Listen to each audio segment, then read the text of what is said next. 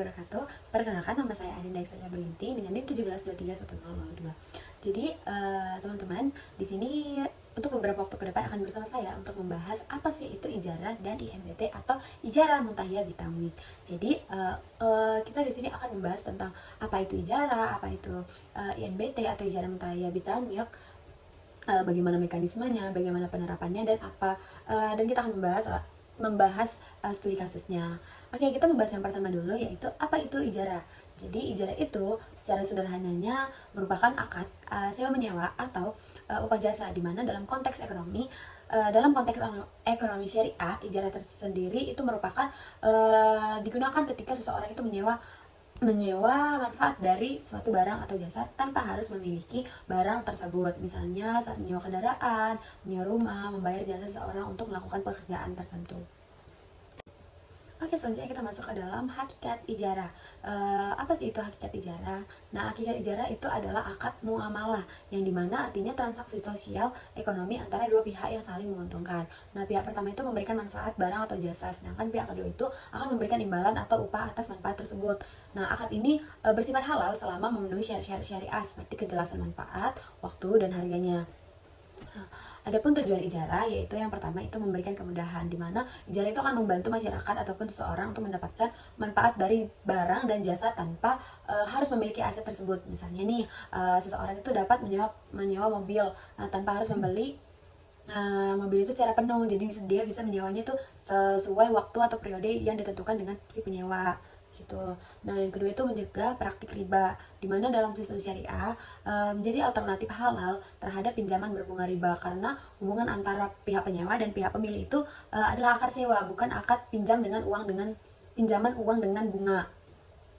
Nah, ada landasan hukum dalam ijarah. Yang pertama itu ada Al-Quran dalam surat Al-Baqarah ayat 233, yang dimana ayat ini menjelaskan bahwa pihak yang menyusui anak berhak mendapatkan upah yang layak, menjadi dasar sahnya akad upah dalam Islam. Yang kedua itu ada dalam hadis riwayat Ibnu Majah, di mana Rasulullah SAW bersabda bahwa berikanlah upah kepada pekerja sebelum kering keringatnya. Ini menegaskan pentingnya keadilan dan kesepakatan dalam transaksi jasa. Yang ketiga itu ada fatwa DSN MUI atau Dewan Syariah Nasional Majelis Ulama Indonesia, yang memberikan ketentuan resmi tentang praktik ijarah di lembaga keuangan syariah modern.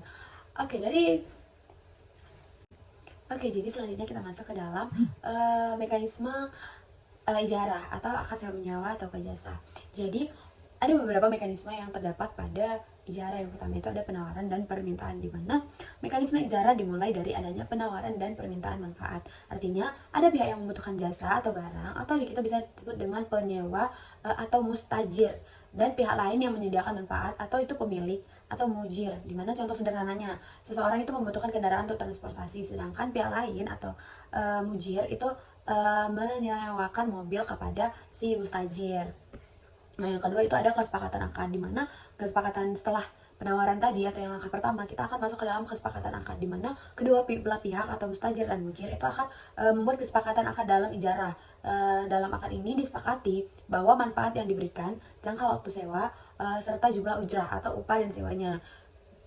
Akad ijarah itu harus dilakukan dengan saling rida, jelas manfaatnya, serta tidak mengandung unsur riba atau garar, atau kita bisa sebut dengan ketidakpastian. Yang ketiga ada penyerahan manfaat. Nah, setelah akad disepakati, setelah pihak dari mujir ataupun mustajir ini sepakat dengan akad yang telah mereka buat tadi, maka pihak pemilik atau mujir ini wajib menyerahkan manfaat atau barang ataupun jasa kepada si penyewa atau mustajir. Nah, contohnya jika akadnya itu menyewa mobil, maka mobil diserahkan kepada penyewa untuk digunakan sesuai waktu dan syarat yang disepakati. Jika akadnya berupa jasa, maka penyedia jasa mulai memberikan pelayanannya.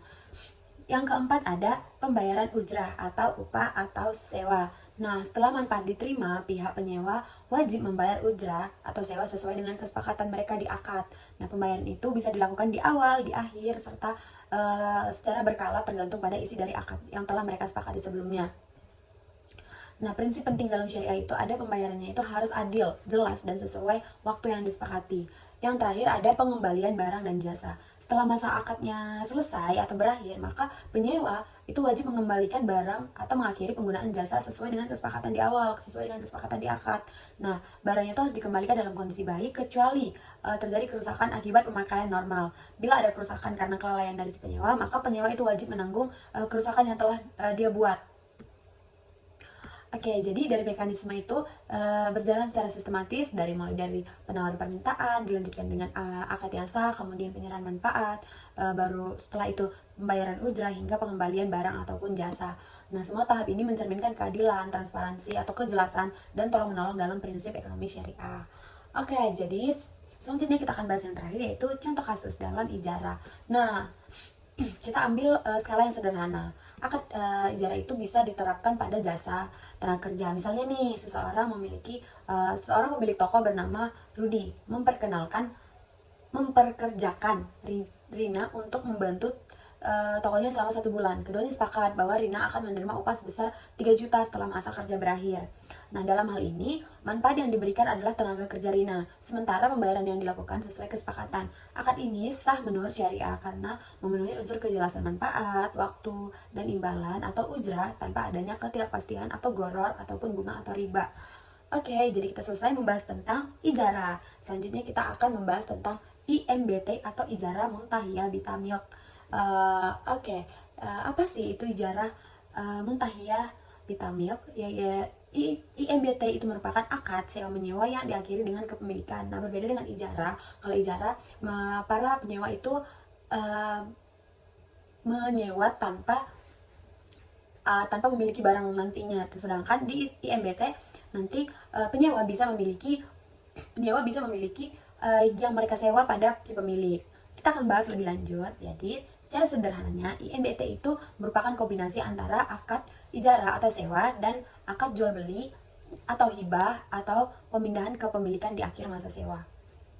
Dalam akad ini, penyewa atau nasabah menyewa suatu aset terlebih dahulu, dan setelah masa sewa selesai, aset tersebut dapat menjadi milik dari si penyewa. Itu melalui pembelian atau akad jual beli atau pemberian atau akad hibah. Nah, kita akan bahas tentang mekanisme IMBT atau langkah-langkah prosesnya. Yang pertama itu tahap permintaan aset, di mana prosesnya itu nasabah atau penyewa mengajukan permintaan aset tertentu kepada lembaga keuangan syariah. Misalnya itu nasabah ingin menyewa pesawat, alat berat, atau bangunan. Nah, yang kedua, pembelian oleh lembaga keuangan. Nah, lembaga keuangan itu akan membeli aset tersebut dari pemasok atau produsen atas nama sendiri. Nah, ini penting agar lembaga keuangan itu memiliki barang secara sah sebelum disewakan atau untuk menghindari darar. Yang ketiga itu akad ijarah atau sewa menyewa, di mana aset yang telah dibeli kemudian akan disewakan kepada nasabah dalam jangka waktu yang tertentu dengan besaran sewa atau ujrah yang telah disepakati di akad. Ya, di mana nasabah akan membayar sewa secara berkala seperti bulanan ataupun tahunan. Yang keempat itu ada penggunaan aset, di mana nasabah menggunakan aset tersebut untuk keperluan operasional dan produksi selama masa akad. Nah, di mana nasabah tentunya dia harus bertanggung jawab untuk menjaga aset selama masa sewa. Yang kelima ada akad pemindahan kepemilikan atau tamlik, di mana setelah masa sewa berakhir, aset dialihkan kepada nasabah melalui akad jual beli atau hibah sesuai dengan kesepakatan antara si nasabah sama bank di awal atau di akad. Nah, di sini ini yang akan membedakan IMBT dengan ijarah biasa. Di sini di IMBT terjadinya atau dapat terjadi proses perpindahan kepemilikan di akhir akad. Nah, contoh kasusnya, oke, kita bahas contoh kasus dari IMBT. Nah, contoh kasus IMBT itu misalkan perusahaan itu membutuhkan pesawat namun tidak mampu membelinya secara langsung, maka lembaga keuangan syariah atau bank itu akan membeli pesawat tersebut lalu menyewakannya kepada perusahaan dengan akad ijarah. Nah, setelah masa sewa berakhir, pesawat itu dapat dibeli atau dihibahkan kepada perusahaan tersebut. Dengan cara ini, perusahaan dapat menggunakan aset secara produktif tanpa langsung membayar penuh di awal, dan pada akhirnya tetap bisa memiliki aset tersebut secara sah. Baik teman-teman, sekian yang dapat saya sampaikan tentang ijarah dan IMBT atau Ijarah Muntahiyah Bitamilk. Terima kasih.